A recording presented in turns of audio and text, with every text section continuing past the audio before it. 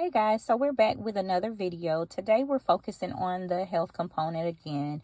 So I know I posted a couple of shorts that were relative to the gluten-free diet, and today's topic is none other than the things that you should know when you're incorporating a gluten-free diet. And so number one, the ingredients will need to be gluten-free in its entirety.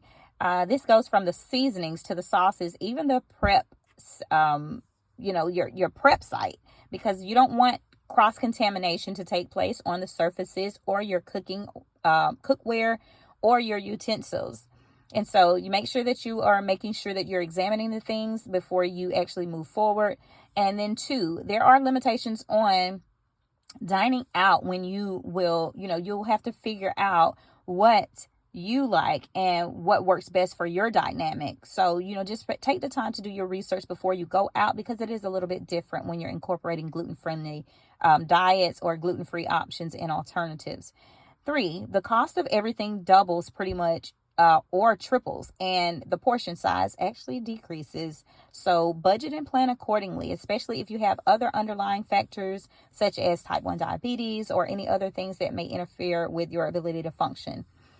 Number 4, there are some common items which do not contain gluten, which are, which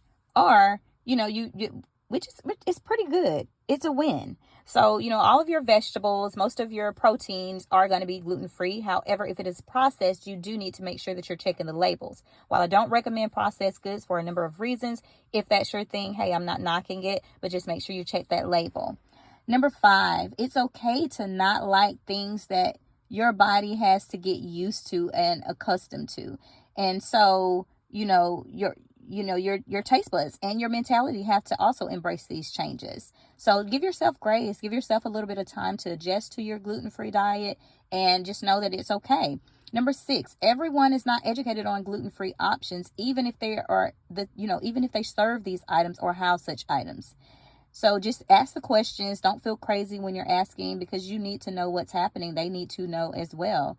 Number 7, gluten is found in more than food items. This is your hair care products, your toiletries, but you can simply review your item for the gluten-free stamp or that seal, and this will let you know. Having a gluten-free lifestyle, number 8, is nothing to be ashamed of.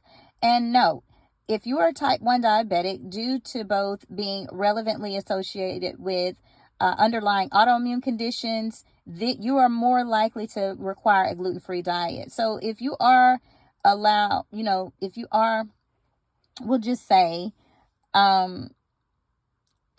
it's just, if you are allowed, if you are your loved one, or you're allowing yourself this grace period, be kind with yourself, because you don't want, them to feel left out.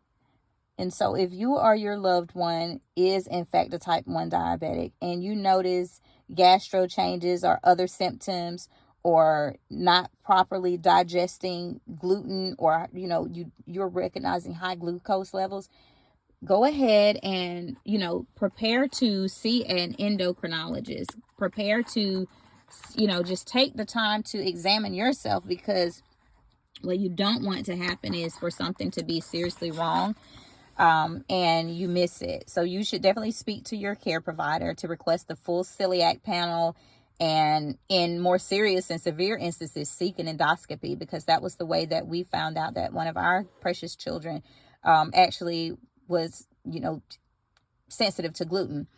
As some people who are sensitive to gluten are asymptomatic, and which ours was.